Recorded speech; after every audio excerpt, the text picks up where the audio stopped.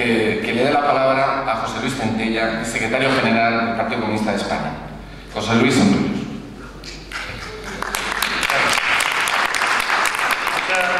Muchas gracias. Como han hecho mis compañeros, agradecer a la Fundación Juan Negrín, a la Junta Estatal Republicana, que nos reúne aquí para efectivamente un acto de afirmación republicana, pero también un acto de toma de conciencia de cuáles son nuestros retos. Y es verdad que se ha repetido esta tarde aquí que vivimos tiempos difíciles. También es verdad que las palabras a veces ya pierden significado, porque son tiempos mucho más que difíciles. Empezar el drama que viven millones de personas, difícilmente encontraremos palabras para explicar lo que hoy sufre mucha gente que es privada de su vivienda, que no puede trabajar, que no ve futuro. Esa desesperación que lleva a la gente incluso a suicidarse en un sarcasmo de la historia. Porque si recordamos la crisis del 29, la imagen que tenemos, los que no la vivimos evidentemente por la edad, es de banqueros tirándose de la bolsa de Nueva York. La verdad que el capital aprendió y dijo que en la próxima crisis los que se tiren sean los obreros. Y efectivamente ningún banquero se ha tirado en esta crisis, pero son bastantes los obreros, las obreras que no ven el futuro y acaban suicidándose. Por eso es un momento en el que las palabras tienen que dar paso a la acción, y en el momento en el que nos estamos jugando algo más, que un punto más en el convenio, o que un derecho social más o menos. Nos jugamos el futuro, y nos jugamos el futuro para mucho tiempo. Por eso me parece muy acertado el título del acto que hoy aquí nos convoca, porque es verdad que la República es la alternativa necesaria. Pero para que sea necesaria, yo diría que imprescindible, tiene primero que ser alternativa. Y en ese sentido yo quiero plantearlo que no hay futuro si no somos capaces de también recuperar, de ganar el orgullo de nuestro pasado. Por eso no es casualidad que la nación se preocupe de dar la batalla por el pasado. A la nación, el gobierno no le importaría, no tendría gran coste, efectivamente, ayudar a la recuperación de la memoria histórica. Pero no lo hace porque sabe lo que significa.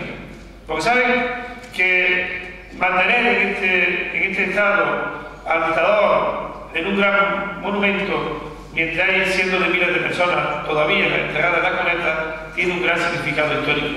El significado de que siguen siendo los vencedores y quienes siguen siendo los vencidos. Por eso, en este momento, cuando vamos a hablar de futuro, es imprescindible plantear y hablar de esa recuperación de la defensa de la memoria histórica, que tiene que partir de esa justicia, de esa verdad. Porque sin verdad, mientras no le expliquemos a la gente joven cuál es la verdad de lo que ha pasado en este estado, es difícil que hablemos de futuro. Y evidentemente sin reparación, sin que las víctimas sean reconocidas, y también los verdugos. Por eso, sin ningún revanchismo, sí tenemos que plantear claramente esa reclamación de justicia, verdad y reparación. Repito empezando por acabar con ese sarcasmo histórico de que el dictador, de que el mayor verdugo siga enterrado sobre sus víctimas, de que todavía siga habiendo un monumento en España a la guerra civil, a la muerte, en ese valle de los caídos, ese valle de los vencidos. Por eso no podemos, en actos como este, dejar de seguir exigiendo, como lo hacemos de todos los foros, que se acabe ya ese sarcasmo de la historia. Por eso tenemos que ser firmes también en no admitir ningún pacto de silencio, en no admitir la posibilidad de que se pueda pasar página en la historia del Estado. Y tenemos que utilizar todos nuestros recursos para sacar de la clandestinidad a nuestros muertos. Porque no es justo quienes dieron lo mejor de su vida por la democracia en este momento sigan siendo clandestinos, incluso después de muertos. Por eso miramos al pasado para sentirnos orgullosos, para saber de dónde venimos, Y no lo hacemos desde la nostalgia, al contrario, lo tenemos que hacer desde la rabia, de esa rabia contenida que da fuerza para mirar al futuro. Y también, es verdad, desde la autocrítica, porque sin autocrítica, y os habla el secretario general del Partido Comunista de España, sin autocrítica no puede tampoco haber credibilidad para el futuro. Y efectivamente, los tiempos son diferentes, pero esa rabia contenida nos tiene que plantear claramente, mirar, construir un futuro en el que, como bien decía Miguel, la República es el único marco lógico en el que podemos convivir en paz y en progreso la española y los españoles de cada rincón de este Estado plurinacional y multicultural. La República en este país nunca ha sido neutral, y eso también lo sabe la reacción. Eso también lo sabe la reacción. La acción es consciente de que la República en este país o viene del mano de la parte de la izquierda, de la parte crítica con el sistema, o no vendrá. Y por eso no es tampoco casual esa defensa continua que hacen de la monarquía, porque son conscientes de que el monarca es el garante fundamental de su privilegio. Por eso la monarquía no es neutra, pero tampoco lo es la República. Por tanto, en estos tiempos de crisis es más necesario que nunca construir la alternativa republicana. Construirlo sabiendo las debilidades del adversario, sabiendo que la monarquía es consciente de su debilidad.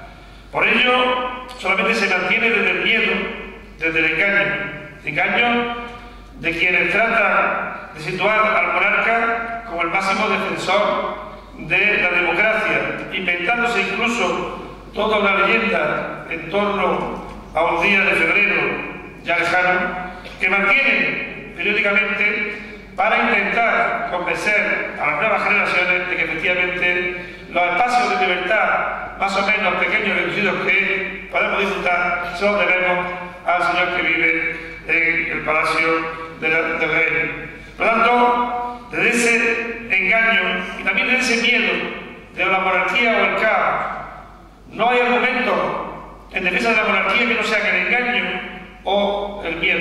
Ese miedo de la monarquía, sino lo que viene es el caos, la alternativa a la monarquía es el caos. Y uno tiene que decir que prefiero el caos a la monarquía. Después de esa disyuntiva nos quedamos con el caos, porque en estos momentos la monarquía nos está llevando no solamente al caos, sino a la desesperación.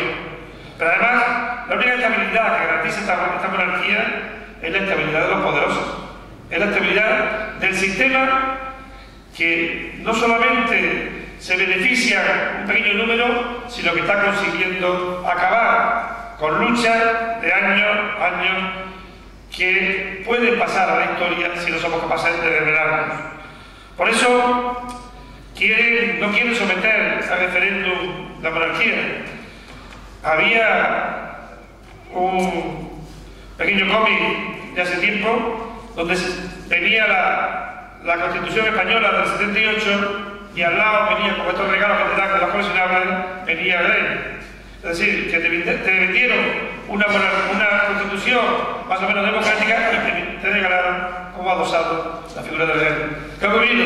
Con los años, esa monarquía, esa Constitución más o menos democrática, es cada vez menos democrática y la figura del rey cada vez se hace más grande y va ocupando los más espacios.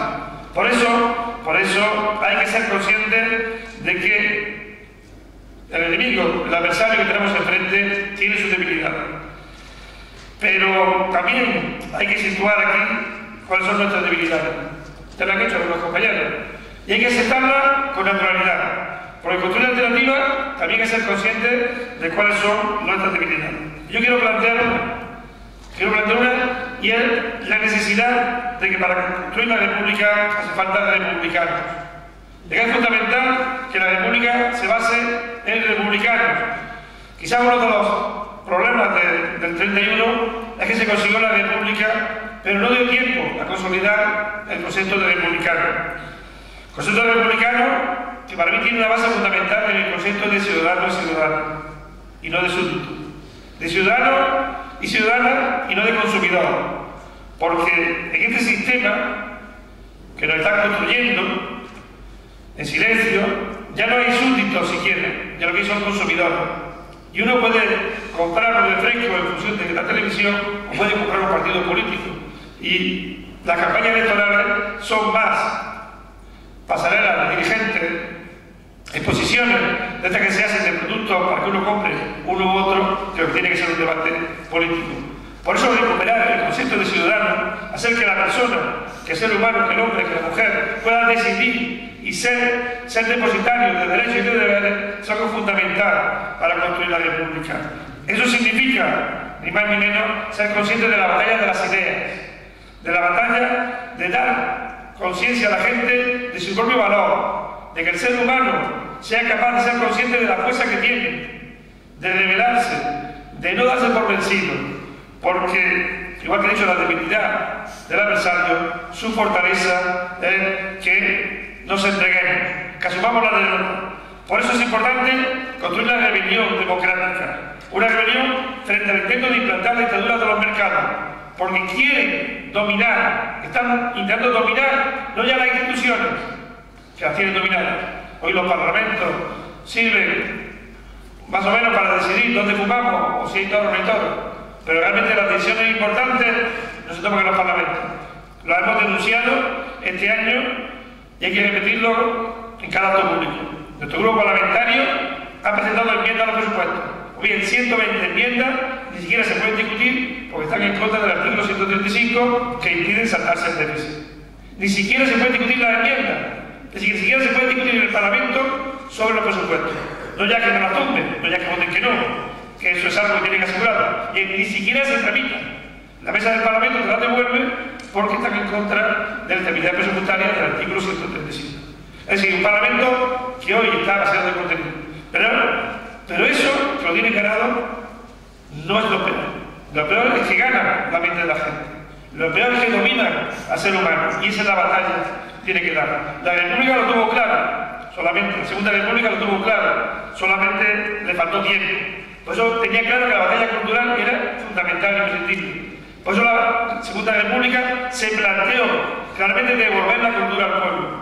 Por eso, en América Latina, lo primero que hace cualquier gobierno que se plantea cambiar la sociedad es irse a las aldeas más lejanas y enseñar a leer y escribir a la gente. Porque un ser humano capaz de pensar es la mayor garantía de la República o de la alternativa. Por eso, el reto que tiene la Junta Estatal Republicana, a la que yo también felicito por se ha hecho aquí, porque es ese instrumento que hoy puede empezar a tomar cuerpo, tiene el reto de construir un movimiento republicano que no sea testimonial, que no nos reunamos solamente el 5, el 7 de diciembre, el 14 de abril, que sea una alternativa real de poder, que nos planteemos la toma del poder, con todo lo que eso significa, que construyamos poder, que efectivamente lo ha planteado Pedro, que la Constitución republicana no la va a hacer estas Cortes, por mucho que mañana tengamos mayoría quienes defendemos la República. Estará en la Constitucional, estará todo lo que haya por ahí.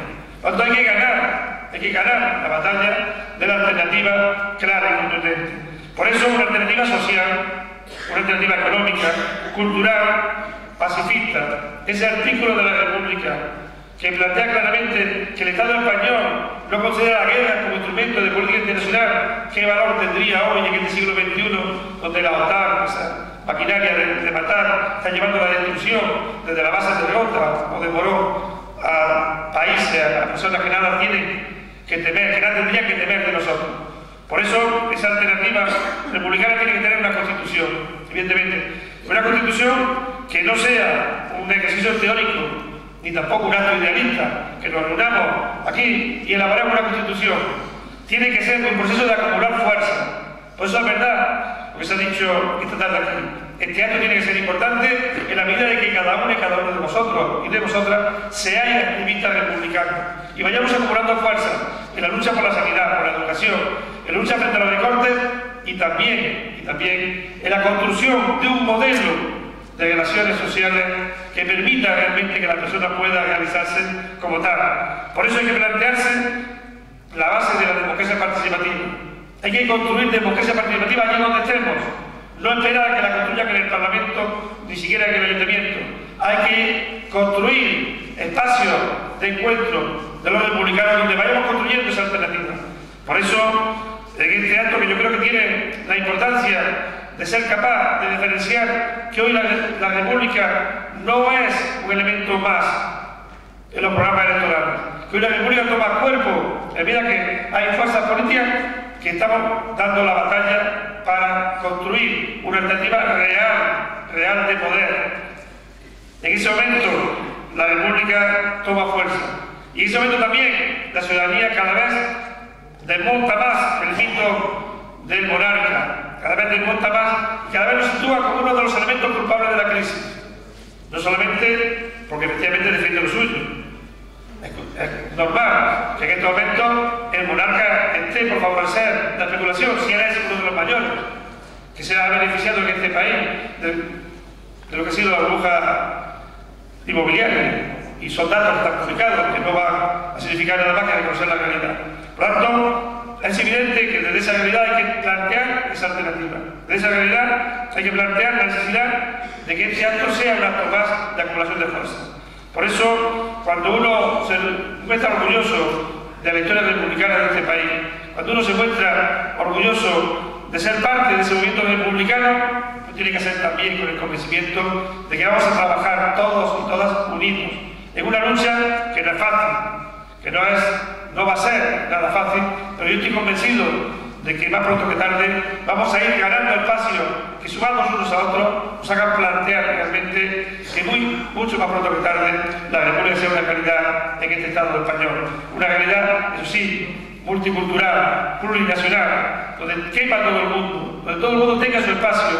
Y por lo tanto, yo quiero terminar, como empecé haciendo ese llamamiento, de recuperar la memoria, pero para darnos fuerza, porque de esa gente que dio tanto por la democracia, por la república, hay que sacar esa enseñanza de que es mucho más lo que nos une que lo que nos separa y que juntos vamos a construir la alternativa, porque sí se puede ganar la república.